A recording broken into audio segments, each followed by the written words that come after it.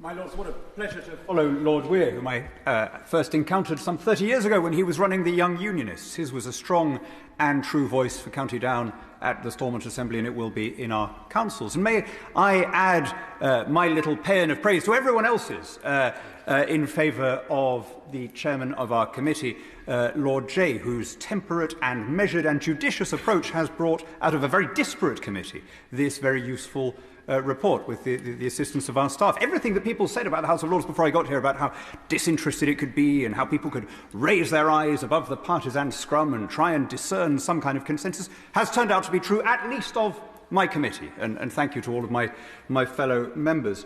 My Lords, one of the things that I do want to associate myself with very strongly in this report is its balance.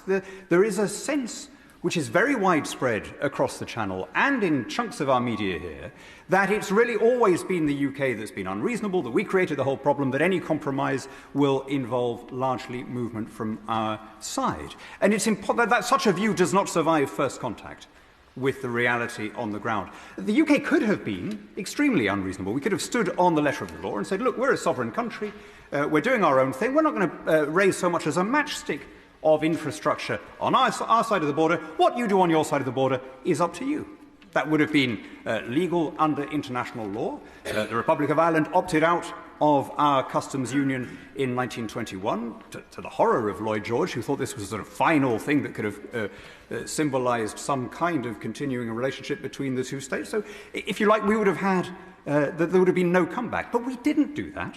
And the reason we didn't do it is because, first of all, we wanted to be good neighbours to the European Union, and second, we recognised an obligation to both traditions in Northern Ireland. And so we went out of our way to help the EU. Let's remember, it's they who say that they need the border. There's never been any suggestion of it on our side, to help the EU deliver on that aim.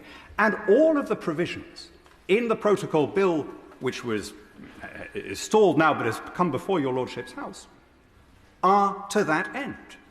The Red-Green Channel, Northern Ireland having the same right of taxation with representation that the rest of the world has, the freedom for companies in Northern Ireland that don't export to be able to follow UK regulation, and arbitration in accordance with every other international treaty. These have been put together precisely so that they don't cause any inconvenience or damage to the EU.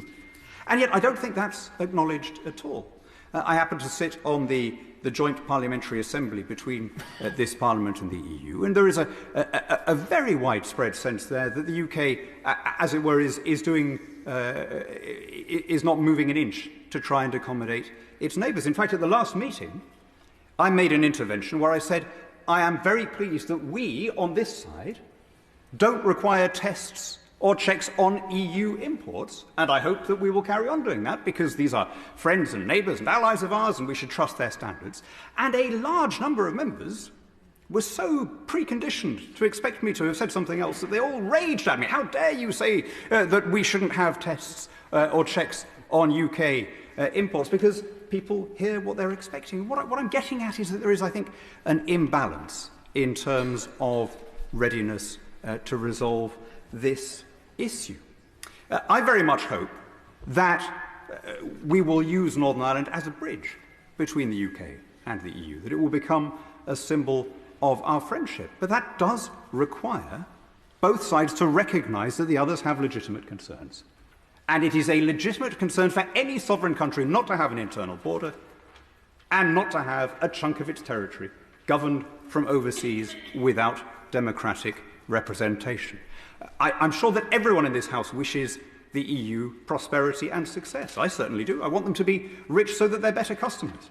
Like David Hume, who observed in 1777 that the increase in the commerce and wealth of any one nation, far from hurting, must serve to augment the commerce and riches of its neighbours. I just hope that that sense is reciprocated.